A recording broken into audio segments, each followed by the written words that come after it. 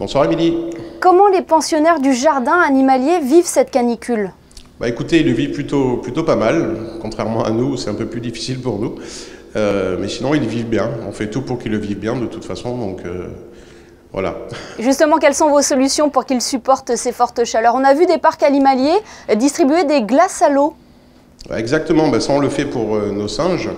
Tous les jours, ils ont des petits glaçons avec des petits verres, des fruits, des légumes à disposition. Ils ont tous les pensionnaires du parc ont accès à des bâtiments en permanence, où il fait évidemment plus frais qu'à l'extérieur. Donc en fait, ils vont et viennent à leur guise. Donc s'ils ont chaud, ils s'isolent et ils ont toujours le choix de se soustraire à une chaleur trop intense. Vous veillez aussi à leur bonne hydratation en leur aspergeant un petit peu d'eau par exemple? Absolument, toutes les après-midi, en général, les cages elles sont mouillées et rafraîchies.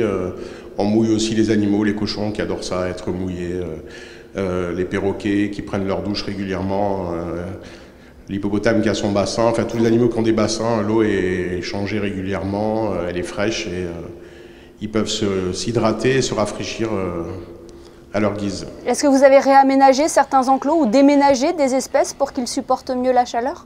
Non, pas du tout. On a juste déplacé, suite au décès de nos deux vieilles femelles pécaries en début d'année, les tortues géantes africaines qui étaient dans un enclos qui devenait exigu par rapport à leur taille. Elles ont quand même presque une vingtaine d'années et elles font presque 100 kilos. Donc elles ont été remontées dans un enclos supérieur du parc où elles ont 4 fois plus de place et où elles profitent, elles, du soleil parce qu'elles en ont besoin. Est-ce que les animaux ont leur propre technique pour se prémunir de la chaleur?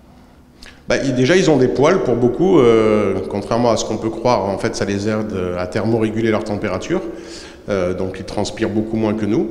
Ils sont déjà tous plus ou moins déjà plus habitués que nous à subir la chaleur.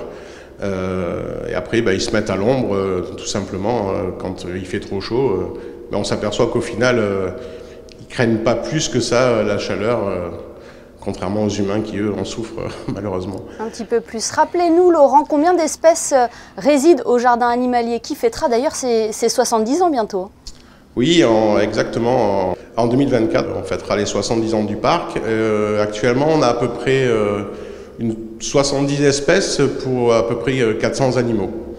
D'accord. Il y a eu des départs dernièrement, je pense aux ibis rouges, et puis des arrivées avec des nouveau-nés.